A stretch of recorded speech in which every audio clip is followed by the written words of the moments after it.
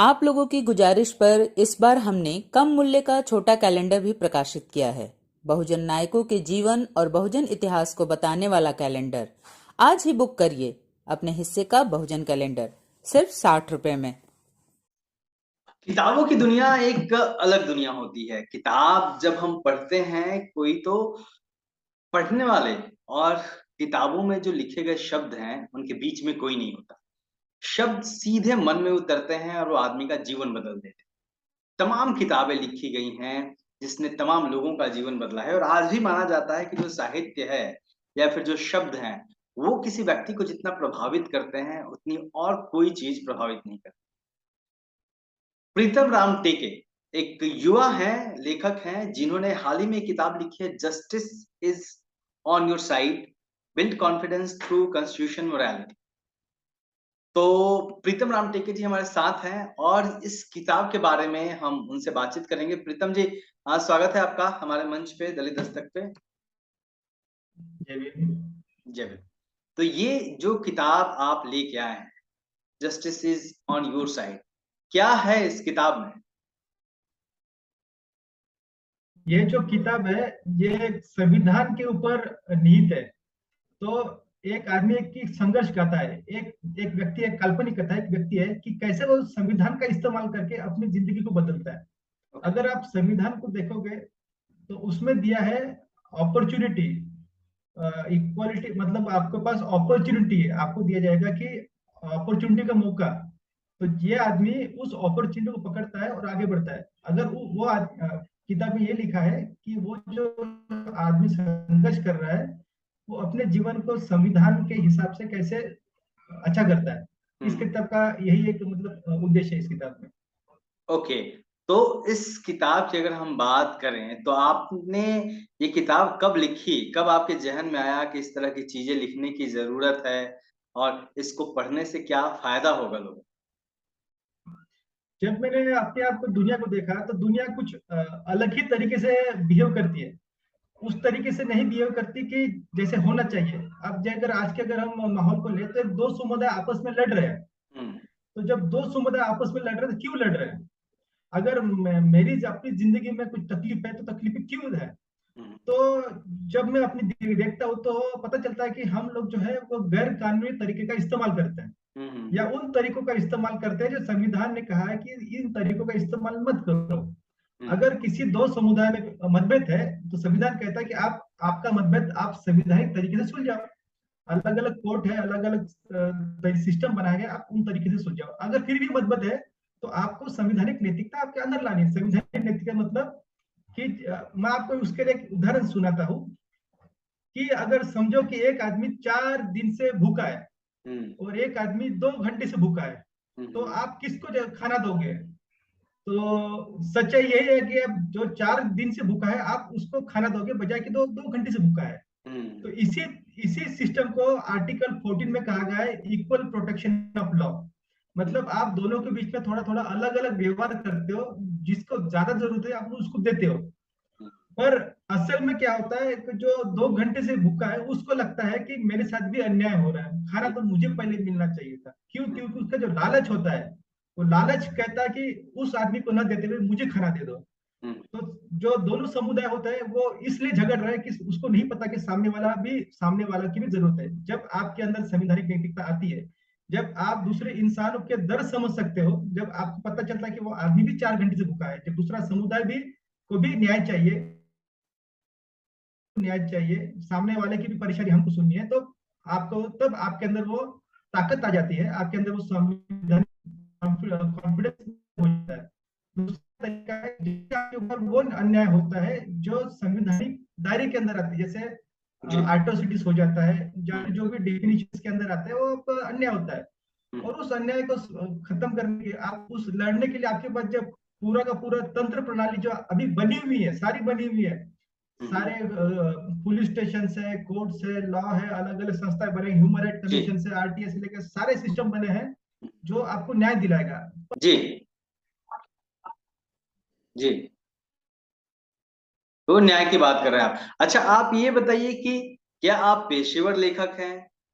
क्या आपकी और भी किताब आई है कि ये आपकी पहली किताब है? ये मेरी पहली किताब है, मैं पेशेवर लेखक नहीं था, पर मैंने सोचा कि अगर जिंदगी को बदलना है, दुनिया को बदलना है, तो हमको लिखा से काम चालू करना चाहिए। तो इसीलिए मैंने किताब के क्षेत्र में गया, और ये मेरी पहली किताब है। मैं पेशेवर लेखक नहीं था, इसके पहले मैंने कहीं भी जगह आर्टिकल्स या कुछ भी अपने कॉलम्स नहीं लिखे हैं। तो ये कहानी के रूप में लिखा, क्योंकि टेक्निकल बुक्स में ऑलरेडी बहुत सारे मार्केट में जो आर्टिकल ये 1 है, आर्टिकल 2 है, सब लिखे हुए, पर एक कहानी के रूप में उसका इस्तेमाल कैसे करें वो समझाने वाली किताब नहीं है। तो मैंने एक आम आदमी को अपने जीवन में न्यायालय में नहीं जाते हुए भी उसका इस्तेमाल कैसे करे वो समझाने के लिए वो किताब लिखी है।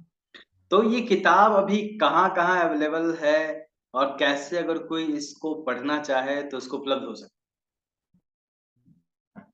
ये किताब अमेज़न पे उपलब्ध है, सिर्फ amazon.com, amazon.in, और पूरी दुनिया में जितने भी अमेज़न के वेबसाइट्स है उसमें अवेलेबल है।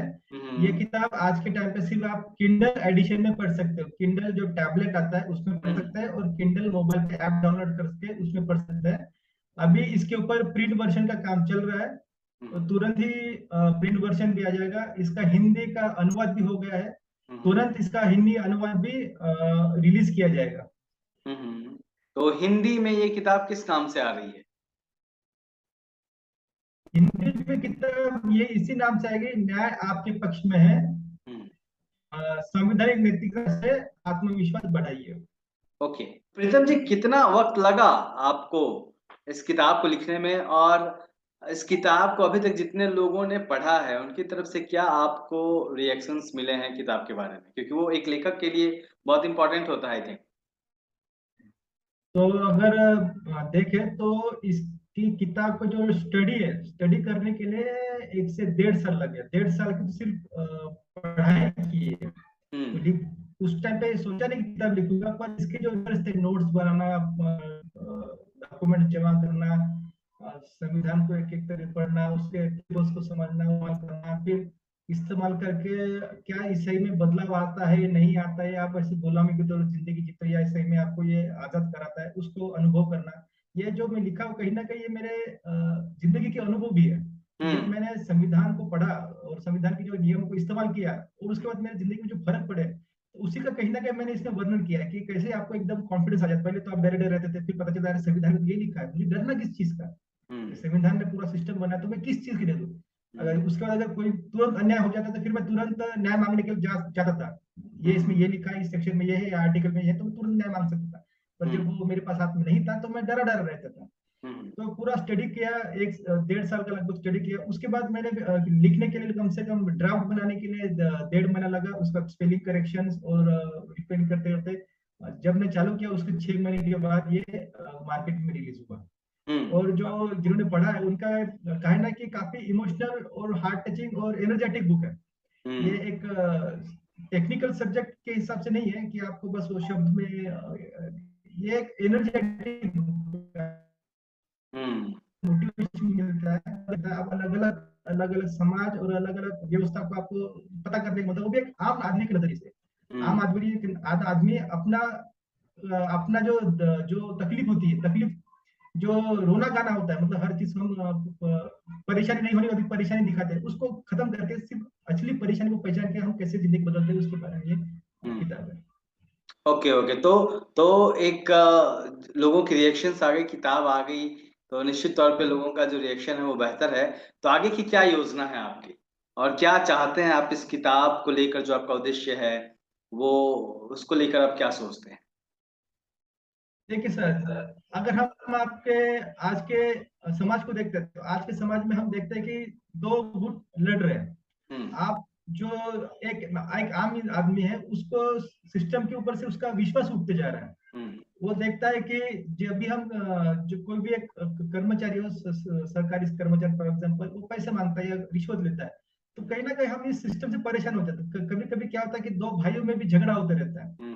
तो इसका भी मैंने एग्जाम्पल किताब में क्लियरली मेंशन किया है कि अगर 2 भाइयों में समझो जमीन के लिए झगड़ा है, और आप झगड़ा समझो अगर 10 साल से चल रहा है, 15 साल से चल रहा है, और कोर्ट आपको जजमेंट भी दे दे, पर आपको न्याय नहीं मिला। न्याय इसमें नहीं है कि जमीन किसकी है, न्याय इसमें है कि दोनों भाई साथ में है या दोनों भाई अलग अलग है।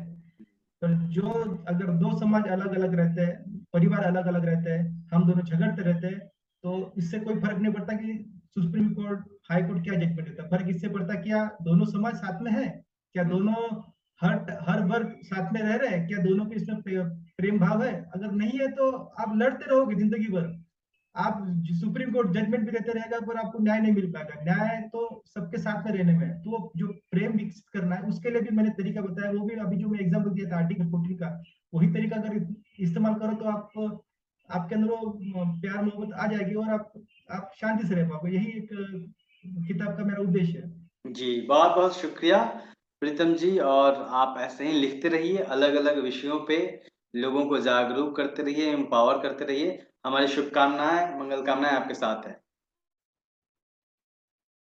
जय भीम, नमो बुद्धाय। तो ये थे प्रीतम राम टेके जी, जिन्होंने एक किताब लिखी है। निश्चित तौर पे आप उनके प्लेटफ़ॉर्म पे जाइए, जहाँ-जहाँ उन्होंने बताया, किताब अवेलेबल है, देखिए और अपनी प्रतिक्रिया भी ज़रूर दीजिए। देखते रहिए दलित दस्तक। जय हिंद।